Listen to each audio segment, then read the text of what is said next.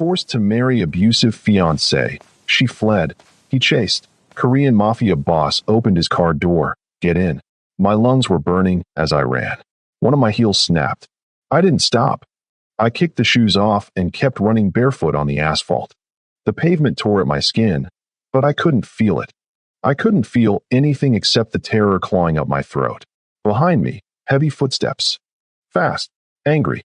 Tiana. Alonzo's voice cracked like a whip. He wasn't even out of breath. He was hunting. You think you can embarrass me? Get back here. I turned the corner, my wedding dress snagging on a chain-link fence. I heard the fabric rip, a loud, ugly sound. I yanked it free, leaving a chunk of white lace behind like a flag of surrender. I wasn't surrendering. Not today. If you want her to run faster and escape him right now, hit like. Subscribe and tell us your time and location, because if he catches her, it's all over. I scrambled into an alleyway. Dead end. No, just narrow. Dumpsters. Broken glass. I squeezed past a parked delivery truck, my breath coming in short, jagged gasps. Don't look back. Don't look back. But I could hear him. He was getting closer. I could hear the rage in his breathing. There's nowhere to go. Tiana, you have no money. You have nothing without me. He was right. I had nothing. No phone. No wallet. Just this stupid, heavy dress that felt like a cage. I burst out of the alley and onto the main street. Cars honked. Tires screeched. I froze. The traffic was a wall of metal and noise. I looked left, then right. Alonzo grabbed my shoulder. His fingers dug in deep, right where the bruise from yesterday was still healing. Got you, he hissed. I screamed. I twisted away, slipping on the wet road. I fell hard, scraping my knees. I looked up and saw his hand raising. He wasn't smiling. His face was twisted, ugly red. You stupid, ungrateful, screech. A black SUV swerved across 2 lanes of traffic. It didn't slow down gently. It slammed to a halt right in front of us, blocking Alonzo's path. The tires smoked. The back window rolled down. It wasn't a savior. It wasn't a cop. It was a man in a suit that looked sharper than a knife blade. Dark hair pushed back. Eyes that didn't blink. He looked at Alonzo like he was a bug on a windshield. Then he looked at me. He didn't ask if I was okay. He didn't ask for my name. He just swung the door open. Get in. I didn't think. I scrambled. I threw myself into the back seat of that car like my life depended on it. Because it did. My dress bunched up around me. Mud on the hem, blood on my feet. I clawed at the leather seats, pulling myself deeper inside. Thump. Alonzo's fist slammed against the window glass just as the door locked. He was right there, inches away, screaming something I couldn't hear. His face was pressed against the glass, eyes wide, mouth open in a roar. He looked insane. He looked like he wanted to break the window with his bare hands. The man in the driver's seat didn't even flinch. He just pressed the gas. The car surged forward. Alonzo disappeared. The street disappeared. The noise of the city faded into a low, steady hum inside the cabin. I huddled in the corner, shaking. I couldn't stop shaking. My teeth chattered. I wrapped my arms around myself, trying to make myself small, trying to disappear, breathe. The man said, his voice was deep, calm. It filled the car. I looked up. He was watching me in the rearview mirror. Lim Sung. That's who he was. I didn't know his name then, but I knew his type. Dangerous. Controlled. The kind of man who didn't raise his voice because he didn't have to. He's going to follow us. I stammered. My voice sounded wrecked. You don't know him. He won't stop. Lim Sung turned a corner. His hands relaxed on the steering wheel. Let him try. He glanced at my arm. The sleeve of my dress was torn. The finger marks from Alonzo's grip were already turning purple against my skin. Lim Sung's eyes narrowed. Just a fraction. The air in the car got heavier. Colder. He put his hands on you. He stated. It wasn't a question. I fell. I lied. It was instinct. Protect the abuser. Don't make a scene. Don't lie to me, he said. Softly. I saw him. He reached into his jacket pocket and pulled out a handkerchief. He tossed it into the back seat. It landed on my knee. Crisp. White. Expensive. Wipe your face, he said. You're safe now. I picked up the cloth. My hands were trembling so bad I almost dropped it. Why? I whispered. Why did you stop? You don't even know me. Lim Sung met my eyes in the mirror again. This time, he didn't look away. I didn't just happen to be driving by. Tiana. My heart stopped. He knew my name. I was on my way to the wedding, he said, turning the car onto the highway ramp. To stop it. The elevator ride up was silent. The kind of silence that hurts your ears. I stood in the corner of the metal box, hugging my arms. I looked a mess. My hair was coming loose, my feet were black with street dirt, and the dress was ruined. Mud stains on the hem. A rip down the side. Lim Sung stood near the doors. He didn't look at me. He was checking his watch, typing something on his phone. Like he did this every day. Like rescuing runaway brides was just another Tuesday. The door slid open. His apartment wasn't a home. It was a fortress. Floor-to-ceiling windows looked out over the city. Everything was gray-black, chrome. No photos. No clutter. It was beautiful, but it felt cold. Guest room is down the hall. Second door on the left, he said, tossing his keys into a bowl. There's a lock on the inside. Use it. I froze. Use it. He knew. He knew I didn't trust him. He knew I didn't trust men. I walked down the hall, my bare feet slapping against the cold tile. I found a room. I went inside and shut the door. I turned the lock. Click. I let out a breath I didn't know I was holding. I went into the bathroom. It was huge. Mirrors everywhere. I caught my reflection. I looked like a ghost. Smudged mascara, wild eyes, and a dress. The symbol of everything I hated. I unzipped it. It fell to the floor in a heavy pile of white lace. That's when I saw them. The lights in here were bright, unforgiving. They showed everything. A purple mark on my ribcage where Alonzo shoved me last week. For distinct fingerprints on my upper arm from 10 minutes ago. A scrape on my knee from the fall. I looked like a map of violence. I turned on the shower, scrubbing my skin until it was red, trying to wash Alonzo off me. I scrubbed until I hurt. But the bruises didn't wash away. They stayed. Ugly. Dark. Proof. I dried off and found a shirt hanging on the door hook. It was one of his. Black. Oversized. It smelled like sandalwood and expensive tobacco. I put it on. It swallowed me, hanging down to my knees. I unlocked the door. Lim Sung was in the kitchen. He had put a plate of food on the island. I walked over, feeling small. He looked up. His eyes scanned my face, then dropped to my arm. The sleeve of the t-shirt had rolled up. The bruise on my bicep was glowing under the kitchen lights. He stopped chopping vegetables. The knife went still. He walked around the island. He didn't ask permission. He reached out and gently, so gently it scared me, took my wrist. He lifted my arm. He stared at the bruise. His jaw tightened. A muscle jumped in his cheek. He did this today? His voice was low. Dangerous. I nodded. Lim Sung didn't say it was okay. He didn't say he was sorry. Sit down, he said. Eat. You're shaking. My pocket was vibrating against my thigh. I was sitting on a bar stool in Lim Sung's kitchen, staring at a plate of eggs I couldn't touch. The vibration wouldn't stop. It felt like a heartbeat. A panicked, angry heartbeat. I knew who it was. I ignored it for the first minute, then the second. But by the third minute, the buzzing was making me nauseous. It was a Pavlovian response. When the phone rings, you answer. If you don't answer, he gets mad. If he gets mad, things get broken. Are you going to get that? Lim Sung was leaning against the counter, drinking black coffee. He was watching me again. I pulled the phone out. My hand was trembling so bad the screen was blurry. 47 missed calls. 12 new messages. I opened the texts. My chest got tight. Alonzo, 10:02 a.m. Where the hell are you? Alonzo, 10:05 a.m. Everyone is waiting. Stop acting like a child. Alonzo, 10:15 a.m. You think you can run? You have nowhere to go. Alonzo, 10:20 a.m. Answer me, Tiana.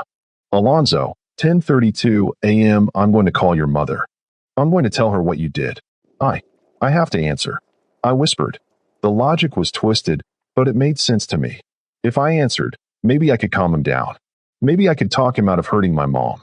I went to type a reply. I'm sorry. I just panicked. That's what I always said. I'm sorry, even when I wasn't. A hand covered mine. Lim Sung didn't grab me. He just placed his hand over the phone, stopping my thumbs. His skin was warm. Rough. Don't, he said. He's going to call my mom, I said, my voice cracking. Tears stung my eyes. He's going to tell everyone I'm crazy. I have to fix it. You can't fix a man like that. Tiana, you don't understand. I pleaded. He won't stop. I know. Lim Sung gently pried the phone from my fingers. I tried to hold on to it, my lifeline, my leash, but he was stronger. He took it. He read the last message. His expression didn't change. He looked bored. Then, he turned around. There was a pitcher of ice water on the counter. He dropped my phone into it. Splash. I gasped. I actually reached for it, like he had dropped a baby. What are you doing? It cost you your peace. He cut me off. We watched the phone sink to the bottom among the ice cubes. The screen lit up one last time. Incoming call. Alonzo, and then fizzled out. Black. Dead. The buzzing stopped. The silence in the kitchen was sudden. Heavy. He can't reach you. Lim Sung said, wiping his hand on a towel. You don't exist to him right now. You're a ghost. He pushed the plate of eggs toward me again. Ghosts still need to eat. Finish your breakfast. For the first time in 3 years, nobody was screaming at me. Nobody was demanding my location. I looked at the dead phone in the water. He was right. I picked up the fork. I woke up gasping. Sunlight was hitting my face. Bright. Too bright. I scrambled up, my heart hammering against my ribs. I looked at the digital clock on the bedside table. 9:02 a.m. Panic, cold and sharp, flooded my chest. I was late. Alonzo liked coffee at 7 a.m. sharp. If I wasn't up, if the coffee wasn't ready, the day started with a lecture. If the lecture didn't work, the day started with a gripping hand on my arm. I threw the covers off. I was wearing Lim Sung's shirt. The memory crashed back into me. The car, the escape, the penthouse. I wasn't with Alonzo. I was safe. But my body didn't believe it. My body still thought I was in trouble. I ran out of the room. I needed to be useful. If I was useful, I was safe. That was the rule. I found the kitchen. It was spotless, gleaming with chrome and black marble. But I found a microfiber cloth on the counter. I grabbed it. I turned on the faucet, dampened the cloth, and started scrubbing the already clean island. Rub, scrub, harder. I focused on a tiny, invisible speck of dust. I needed him to see me working. I needed him to know I wasn't a leech. What are you doing? I jumped, dropping the cloth. Lim Sung stood in the doorway. He was dressed in dark slacks and a white shirt, top buttons undone, sleeves rolled up. He looked tired. He stared at the wet cloth on the floor. Then he looked at me, trembling in his oversized shirt. I'm sorry. I stammered, backing away. I slept late. I didn't mean to. I'm cleaning up. I can do the floors too. I'm good at laundry. He walked over. He moved like a big cat, silent, heavy steps. He picked up the cloth. Stop, he said. I have to pay you back. I whispered. I don't have money, but I can work. I can, Tiana. He didn't yell. He just said my name. You are not a maid. You are not an employee. He tossed the cloth into the sink. And you are not in debt to me. He walked to the coffee machine and poured a cup. Black. He slid it across the counter toward me. Sit. Drink. I hesitated. I don't understand. I know you don't, he said, taking a sip of his own. Sit down. I sat. The coffee was hot. It warmed my hands, but the ice in my stomach didn't melt. Lim Sung's phone buzzed on the counter. He glanced at it. His expression changed instantly. The calm vanished. His eyes went hard, cold, lethal. He looked up at me, and for the first time, I saw genuine alarm in his gaze. Get away from the windows, he ordered, his voice low. Why? I asked, gripping the mug. Lim Sung, what is it? My security team just spotted a gray sedan circling the block, he said. Alonzo isn't just calling. Tiana, he's hunting. The hunter has found the prey. Alonzo is outside right now. If you think Lim Sung should go down there and handle this personally, hit subscribe. Comment fight if you're ready for the war to start. Stay away from the windows. That was the new rule. Lim Sung moved through the apartment, closing the heavy blackout blinds. The room went dark, lit only by the blue glow of the massive television on the wall. You need to see this, he said. He pointed the remote. The screen flickered to life. Local news. Breaking alert. And there he was. Alonzo. He was standing in front of a microphone, Microphones from 3 different stations shoved in his face. He didn't look like the man who chased me down an alley yesterday. He didn't look like a monster. He looked broken. He was wearing a rumpled suit. His hair was messy. There were tears, actual tears, streaming down his face. I just want her home. Alonzo sobbed into the camera. My fiancée, she's been under so much stress. The wedding planning, the finances, it broke her. My mouth fell open. He's lying. I whispered. He's acting. Watch. Lim Sung said. On screen. Alonzo wiped his eyes. She's not herself. I believe she was taken. I believe someone took advantage of her mental state. If you're watching this, please, just bring her back to us. Then the camera panned out. I stopped breathing. My mother was standing next to him. She looked tiny. She was clutching her purse with both hands, her eyes darting around like a trapped bird. She looked terrified. Alonzo put his arm around her. He pulled her close. On screen, it looked like a comforting hug. A grieving fiancé supporting his future mother-in-law. Her mother and I are devastated. Alonzo said, "We just want Tiana safe." Mom, I choked out. I stood up, moving toward the TV like I could pull her out of it. He has her. He's going to hurt her because of me. He's using her as bait. Lim Sung said. His voice was flat. Clinical. I have to go back, I said, turning to him. Tears burned my eyes. I can't let him do this. He's weaponizing my family. No, you don't understand. He's holding her. Look closer. Lim Sung commanded. He walked to the screen and tapped the glass. Right where Alonzo's hand was resting on my mother's shoulder. I looked. Alonzo's fingers weren't resting. They were digging. His fingertips were pressed so hard into the fabric of her blouse that the skin of his hand was strained tight. It wasn't a hug. It was a vice grip. My mother wasn't being comforted. She was being held hostage in plain sight. He's hurting her. I realized, the horror making my knees weak. He is losing control. Lim Sung corrected. He turned to face me, his silhouette dark against the blue light of the screen. A man in control doesn't go on TV and cry. He doesn't drag an old woman in front of cameras. Lim Sung's eyes locked onto mine. He's not sad. Tiana. He is terrified. Terrified of what? I asked. Of me. Lim Sung said. Because he knows I have you. And he knows he can't touch you anymore. We are leaving. Lim Sung threw a heavy coat at me. It hit my chest with a soft thud. I stared at him. Are you crazy? He is out there. You saw the news. Staying inside makes you a prisoner. Lim Sung said, checking the clip of his handgun before sliding it into his holster. I don't keep prisoners. Put the coat on. We took the service elevator. 2 massive men in suits, his security, flanked us. We moved fast. Into the black SUV. Down the ramp. Into the city. My heart was beating in my throat the whole time. Every red light felt like a trap. Every pedestrian looked like Alonzo. The car stopped in front of a building with no sign. Just a glass door and a buzzer. Lim Sung marched me inside. It was a store, but not a normal store. It was empty. The sales assistants were standing in a line, waiting. Pick what you need. Lim Sung said. We have 20 minutes. I walked through the racks. My hands were shaking. I grabbed the first things I saw. Gray sweatpants, baggy hoodies, oversized sweaters, colors of pavement and shadows. I wanted clothes that would make me invisible. I wanted to disappear into the fabric so no one would ever look at me again. I piled the gray shapeless blobs onto the counter. Done. I whispered. Lim Sung looked at the pile. Then he looked at me. He didn't pull out his credit card. He swept his arm across the counter. Crash. The clothes hit the floor. The sales assistants jumped. I flinched, stepping back. No, he said. That's what I want. I argued, my voice trembling. I just want to be comfortable. You want to hide. He corrected.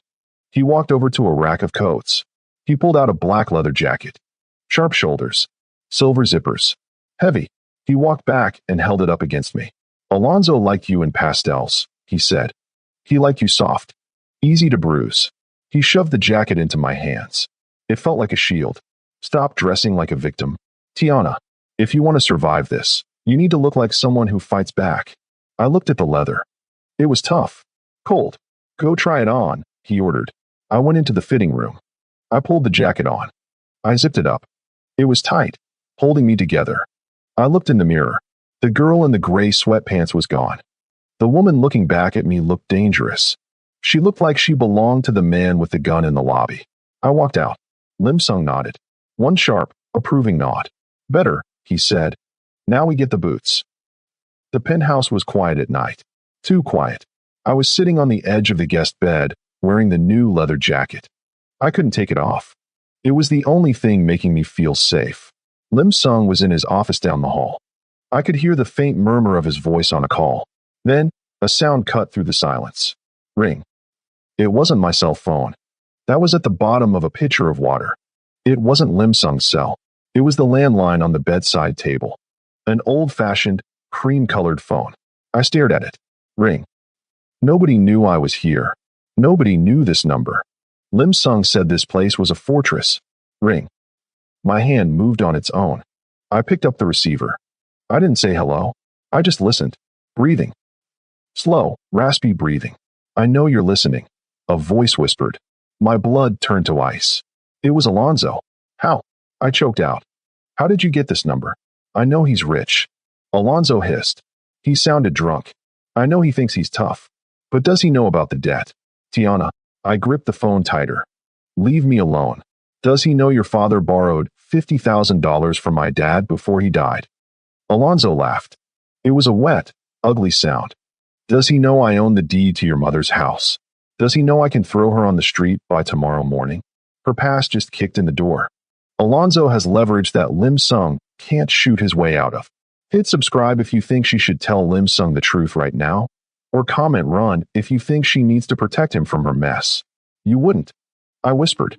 I will, he promised. Come home, Tiana, tonight, or your mother sleeps on the curb. Don't tell your new boyfriend. Just come home. Click. The line went dead. I sat there, the dial tone buzzing in my ear like a hornet. Lim Sung walked past my doorway. He stopped. He saw me holding the phone. He saw the color drain from my face. Tiana, he asked. Who was that? I looked at him. I looked at the man who had bought me a jacket to make me feel brave. If I told him, he would try to fix it. If he tried to fix it, Alonzo would ruin him too. The debt was my mess. My shame. Wrong number. I lied. My voice was steady. Too steady. Lim Sung narrowed his eyes. He looked at the phone in my hand, then back at my face. He didn't believe me. I knew he didn't. But he didn't press it. He just nodded slowly and walked away. I put the phone down. I wasn't safe here anymore. The walls had ears, and I had to leave. I had my bag packed. Just a few things stuffed into a pillowcase. I was going to sneak out while he was distracted. I had to save my mom, but the front door didn't open. Put the bag down. Lim Sung was standing in the hallway. He wasn't looking at me. He was putting on black leather gloves. Tight. Thick. I have to go, I said, my voice shaking. You don't know what he can do. I know exactly what he can do. Lim Sung said. He pulled the Velcro strap on his wrist tight. Rip. He bought a number. My private number. That means someone in my building sold it to him. He opened the door. Stay here. Lock the bolt. He walked out. I didn't lock the bolt. I ran to the balcony. I knew I wasn't supposed to look, but I had to know. I had to see what kind of man I was living with. I peered over the railing. It was raining. The alleyway below was slick and dark, lit by a single yellow security light. I saw Lim Sung walk out. Two men were waiting there. They weren't small men. They looked like the kind of guys Alonzo hired. Cheap muscle, loud and stupid. They stepped toward Lim Sung. One of them swung a bat. I gasped, my hand flying to my mouth. But Lim Sung didn't flinch. He didn't even dodge. He moved into the swing. It was so fast I almost missed it. He caught the bat with one hand, twisted, and kicked the man's knee backward. The scream echoed up the brick walls. Crack. Then he turned to the second man. No wasted movement. 2 punches. One to the gut, one to the jaw. The man dropped like a stone. It wasn't a fight. It was a disposal. I stood there, gripping the cold railing, rain misting on my face. I should have been horrified. I should have been calling the police. But I wasn't. For the first time in my life, I wasn't scared of the violence. I was relieved by it. Alonzo used violence to control me. Lim Sung used violence to clear the path. I watched him stand over the men. He didn't keep hitting them. He just leaned down, said something low, and walked back toward the building. I ran back inside. I sat on the couch, my heart pounding against my ribs. 5 minutes later, the door opened. Lim Sung walked in. He took off the gloves. He looked calm. His hair wasn't even messy. Did you hurt them? I asked. The question hung in the air. He looked at me. His eyes were dark, unreadable pools. They won't sell your number again, he said. And Alonzo won't be calling this house tonight. He walked into the kitchen to pour a glass of water, leaving me staring at his back. I realized then that to survive a monster like Alonzo, I didn't need a hero. I needed a bigger monster. The adrenaline was gone. Now, the apartment was just quiet again. Lim Sung was sitting at the kitchen island, a glass of whiskey untouched in front of him. He was staring at his right hand. The knuckles were red, swollen. You're bleeding, I said. He glanced at his hand like it belonged to someone else. It's nothing. Skin breaks. It heals. Let me see. I didn't wait for permission. I walked over and grabbed the first aid kit from the cabinet. I knew where it was. I'd looked for it the first night, just in case. I sat on the stool next to him. Give me your hand.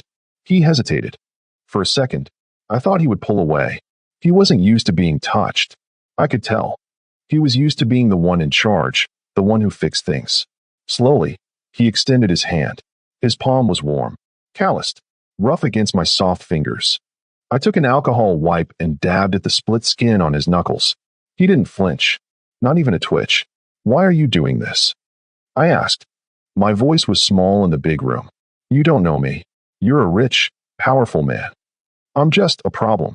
You're not a problem, he said. Then what am I? A charity case? I looked up at him. Why did you open that car door? Lim Sung. He looked at me. Really looked at me. I was at the wedding to collect a debt from Alonzo's father. He said quietly. I was standing in the back. I saw you walking down the aisle. And I saw the way you flinched when he reached for your hand at the altar. I froze. I hadn't realized anyone saw that. I know that look, Lim Sung said. His voice got rougher, like gravel. My mother used to have that look. Every time my father walked into a room, he pulled his hand back gently.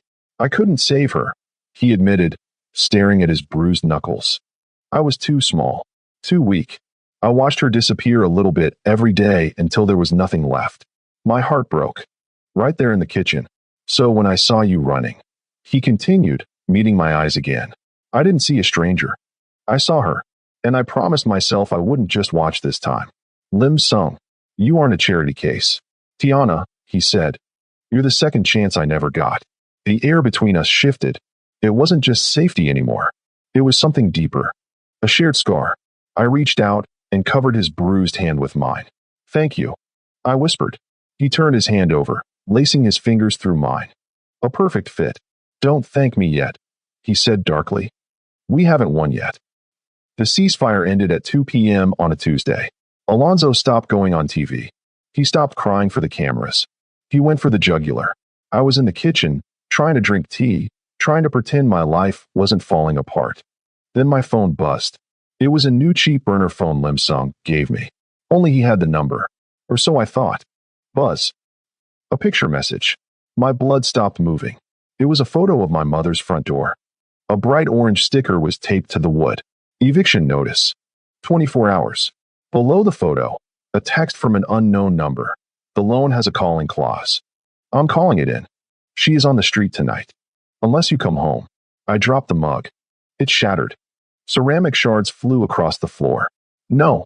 I gasped. No. No. No. He wasn't just threatening me anymore. He was taking the roof from over my mother's head. He knew the mortgage was the one thing my father left us that we couldn't pay. I didn't think. I ran to the bedroom. I grabbed the duffel bag. I threw in a shirt, a pair of jeans. I had to go. I had to surrender. It was the only way to stop him. I ran for the front door, my breath coming in jagged sobs. Lim Sung was standing there. He was blocking the exit. Arms crossed. Big. Immovable. Move. I screamed. I have to go. You're not going back to him, he said. Calm. Too calm. He's evicting her. He's putting my mother on the street. I shoved his chest. It was like shoving a wall. I have to fix this. I have to trade myself for her. Lim Sung caught my wrists. He held them tight, stopping my thrashing. We don't trade, he said. His eyes were hard, burning into mine. We don't surrender. We negotiate. There is no negotiation. I cried. He holds the deed. He wins. He holds a piece of paper. Lim Sung corrected. He let go of my hands and reached for his jacket.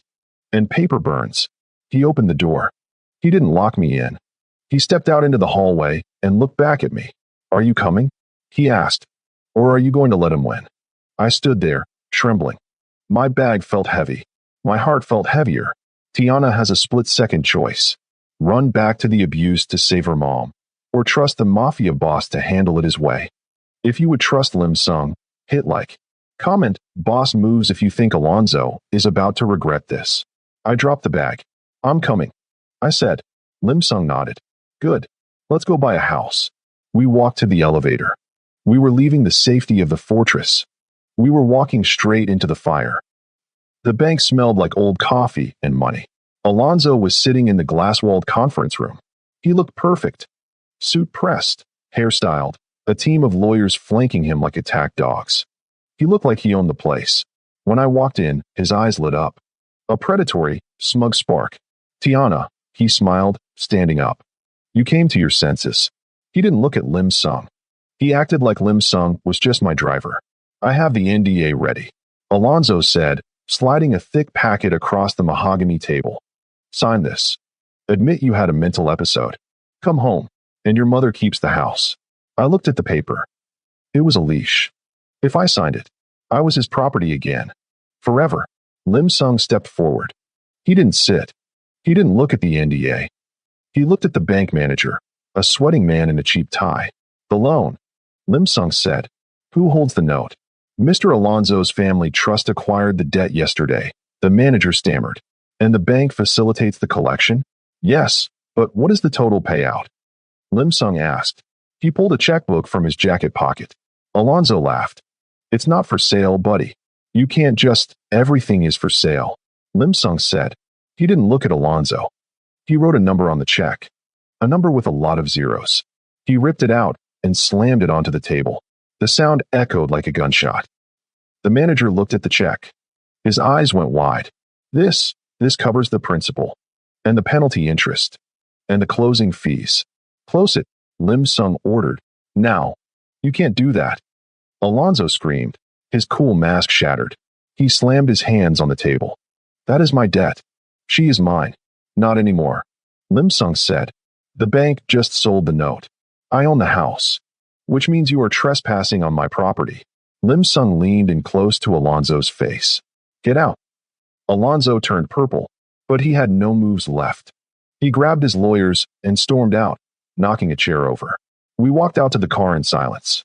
I sat in the passenger seat, staring at the deed Lim Sung had just bought. I felt sick. So, I whispered, do I belong to you now? Did you just buy me? Lim Sung started the car. He didn't drive. He reached into his pocket and pulled out a silver Zippo lighter. He flicked it open. The flame danced. He held it out to me. You don't belong to anyone. Tiana, he said softly. Burn it. I looked at the flame. Then at the paper that had held my family captive for 10 years. I held the corner to the fire. It caught. Orange flame ate the white paper. I rolled down the window and threw it out. I watched the ashes fly away in the wind. Gone. I was finally breathing. We thought it was over. That was our mistake. We thought because we won in the bank, we won the war. We thought rules mattered to a man like Alonzo. We were driving back to the penthouse. The sun was shining. I was watching the ashes of the deed disappear in the wind. For the first time in forever, my shoulders weren't tight. I looked at Lim Sung. He was relaxed, driving with one hand. You're hungry, he said. We should get food. Real food, not that healthy stuff I have in the fridge. I laughed. I actually laughed. I want a burger. Greasy, cheap. Done, he said. He checked his side mirror.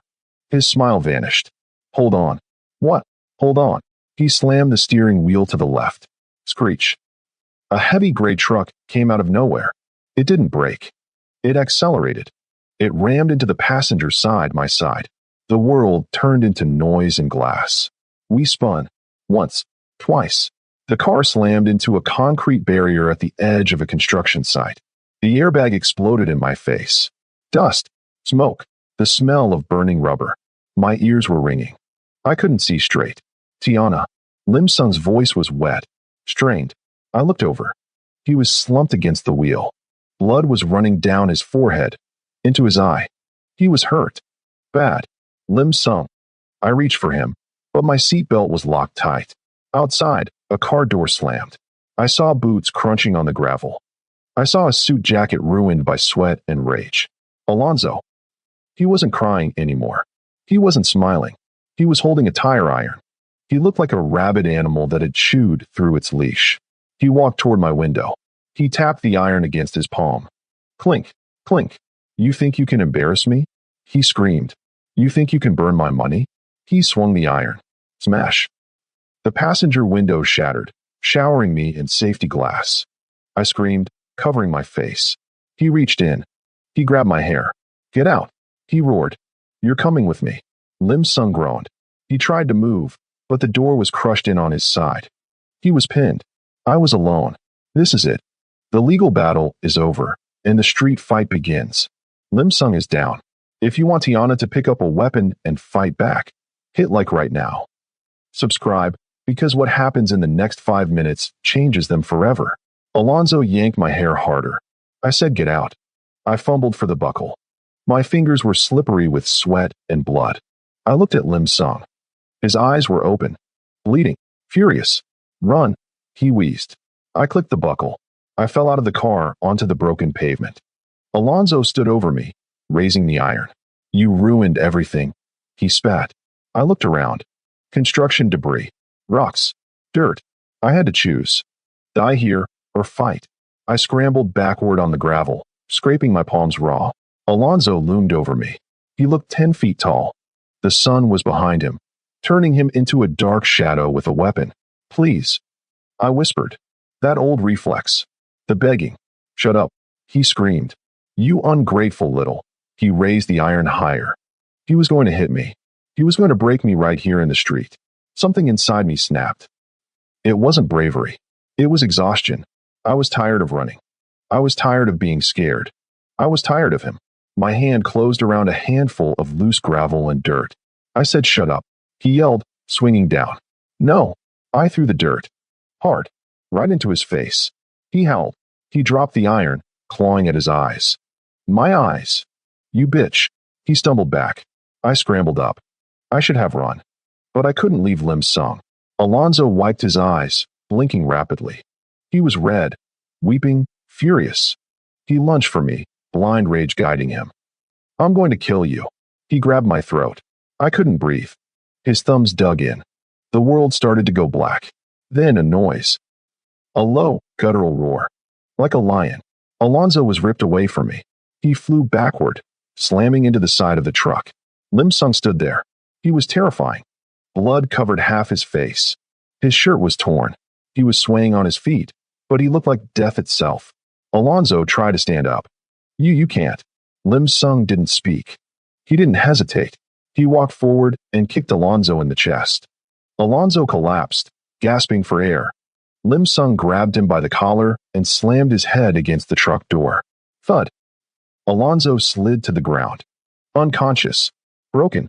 Lim Sung stood over him, chest heaving. He wiped the blood from his eye. He looked down at the man who had terrified me for 3 years. Then he looked at me. I was shivering, holding my throat. He stumbled toward me. He fell to his knees in the dirt, ignoring his own injuries. He grabbed my face with both hands. His touch was desperate, frantic. Did he hurt you? He rasped. Tiana, look at me. I'm okay. I sobbed. I'm okay. He pulled me into his chest. He buried his face in my neck. I could feel his heart hammering against mine. He leaned back, looking into my eyes. Then he turned his head to look at Alonzo's unmoving body. He leaned down, whispering loud enough for the unconscious man to hear in his dreams. If you ever say her name again. Lim Sung growled. I will cut your tongue out. He looked back at me. His eyes were wild, possessive, burning. You are under my protection, he said. Permanently. I'm yours. I whispered. I didn't mean as property. I meant as a partner. Mine, he agreed. He kissed my forehead. It wasn't gentle. It was a seal. A promise. The war was over. And we won. 2 weeks later, the stitches in Lim Sung's forehead were out, leaving a jagged pink line near his hairline. My bruises had faded to a dull yellow. Alonzo was gone, denied bail, awaiting trial for attempted murder and assault. The monster was in a cage, and I was sitting in the passenger seat of a new car. Lim Sung pulled over to the curb. We weren't at the penthouse. We were in a quiet, tree-lined neighborhood. Nice brick buildings. Flower boxes. People walking dogs. It was normal. Safe. He put the car in park, but he didn't turn off the engine. He reached into the console and pulled out a set of keys. "Third floor," he said, staring through the windshield. "Unit 304. It faces the park. It has a balcony."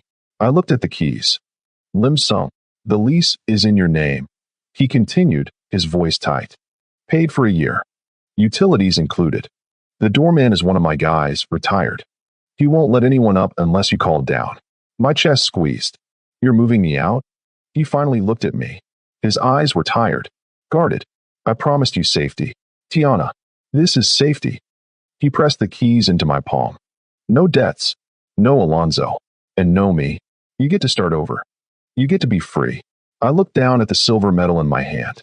This was it. This was everything I had run for. A room of my own. A door I could lock. A life where no man told me what to wear or where to go. It was the sensible ending. The happy ending. I looked at the brick building. It looked nice. Then I looked at Lim Sung. I looked at the scar on his forehead. The way his hands gripped the steering wheel. Hands that had broken a man to save me. Hands that had been gentle with my bruises. If I walked into that building, I would be safe. I would be independent. And I would be completely alone. Lim Sung was giving me the one thing Alonzo never did. A choice. He was willing to let me walk away to prove he wasn't a jailer. I closed my hand around the keys. The metal bit into my skin. I took a deep breath. She made her choice. If you are Team Lim Sung, drop a fire in the comments right now. Where should they go next? Tell me in the comments. And check the description for the next story. I opened my hand. I dropped the keys into the cup holder between us. Clink. Lim Sung froze. He stared at the keys, then up at me. His eyes widened, just a fraction. "Tiana," he warned, his voice rough. "If you stay in this car, you don't get to leave later. My world isn't safe. I don't want safe." I said. I reached out and covered his hand on the gear shift. "I want you. Are you sure?" "I'm sure." I clicked my seatbelt. "Drive." I said. "I'm already home." Lim Sung let out a breath, a sound between a laugh and a sigh. He turned his hand over, interlocking his fingers with mine. He squeezed tight. He put the car in gear. We didn't look back at the apartment. We drove forward, into the traffic, into the noise, into the rest of our lives.